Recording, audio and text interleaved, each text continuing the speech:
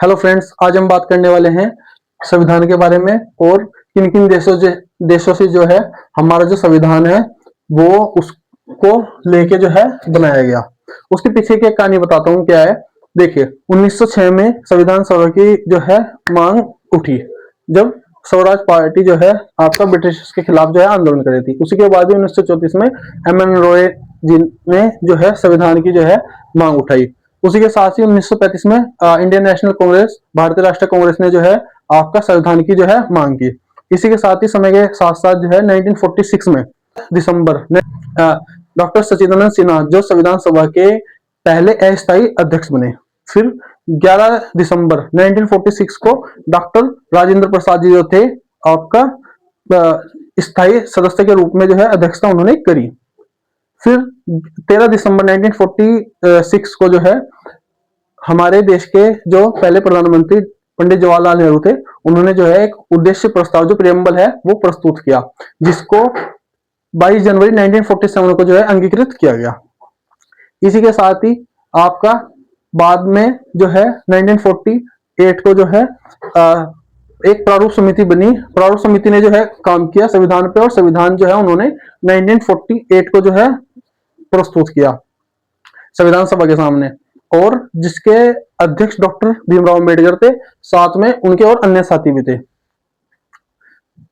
395 article और 8 जो है शेड्यूल के साथ जो है हमारा संविधान जो है शुरुआत में बना था, और 1949 को जो है ये लागू हुआ था। इसी के साथ ही अब हम संविधान को जो है देखते हैं कि संविधान जो है और अन्य देशों से जो हमने जो शक्तियां ली है, जो अधिकार लिए हैं, उनको कैसे उन्होंने जो है किन किन देशों से लिया और कौन कौन सी जो है उन्होंने शक्तियां ली। तो हम देखते हैं कि ब्रिटेन से उन्होंने जो है संसदीय शासन प्रणाली ली, जो पार्लियामेंट्री सिस्टम है वो उन्होंने लिया, है ना। जो देश का हमारा संसद में जो आपका पार्लियामेंट्री सिस्टम चलता है वो देश की कानून व्यवस्था को चलाने के लिए। इसी के साथ ही रूल ऑफ लॉ, विधि का शासन उन्होंने लिया कि विधि से ऊपर कोई नहीं है, कोई सरकार नहीं है, कुछ नहीं है, विधि के अधीन ही सब कुछ, और विधि के अधीन ही सभी देश में जो है कार्य होने चाहिए। इसी के साथ ही उन्होंने एकल नागरिकता, कि जैसे मैं और आप सब जो है इंडिया के नागरिक है, लेकिन हम कोई स्टेट के नागरिक नहीं है, मतलब हमारा कोई अलग से स्टेट के कोई जो है हमें सर्टिफिकेट नहीं मिलता कि हम इस देश के वो इस राज्य के जो है नागरिक है। हम इंडिया के नागरिक हैं और इंडिया के नागरिक ही रहेंगे। हमें कोई अपनी पहचान नहीं बतानी कि हम यूपी के नागरिक अलग से हैं, या हम आपका महाराष्ट्र के हैं, हम पंजाब के हैं, नहीं, हम इंडियंस हैं। फिर हम अमेरिका से क्या लेते हैं, अमेरिका से लेते हैं हम राष्ट्रपति का महाभियोग।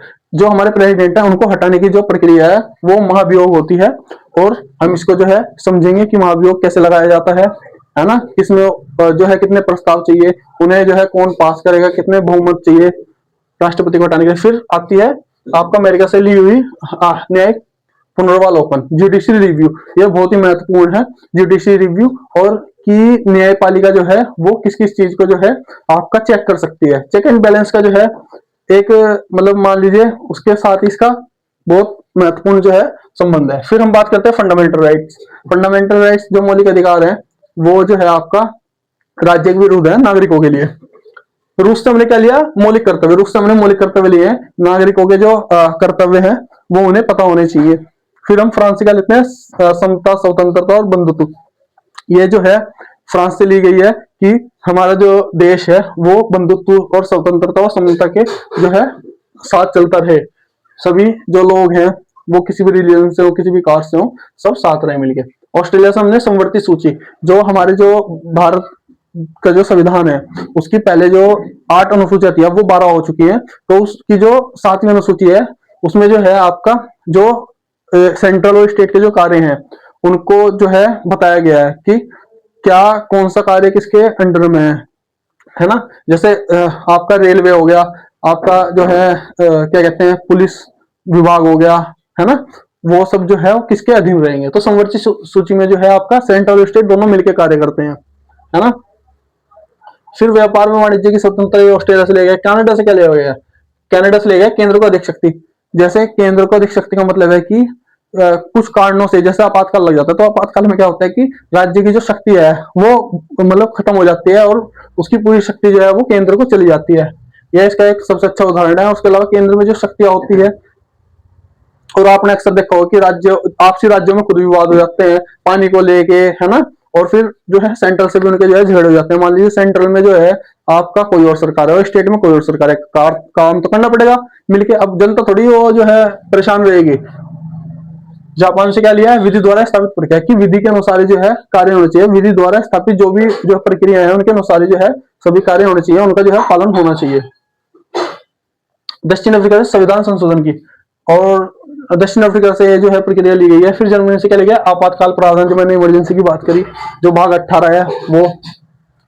और आयरलैंड से क्या लिया गया, डीपीएसपी, आयरलैंड से जो है डीपीएसपी लिया गया है। तो इसी के साथ ही हमने जो है इन देशों से जो लिया है अपना ये सब शक्तियां ली है, और हमारा जो भारतीय संविधान है वो इन्हीं से मिलके जो है निर्मित हुआ। साथ में उसके अलावा और भी बहुत सारी जो है संविधान में जो है शक्तियां हैं। और संविधान ही हमारा जो है सर्वोच्च है, देश का सबसे सर्वोच्च जो स्थान है वो संविधान का। संविधान के अनुसार ही हमारा जो है देश चलना चाहिए, और चल रहा है, और आगे भी ऐसे ही चलता रहना चाहिए।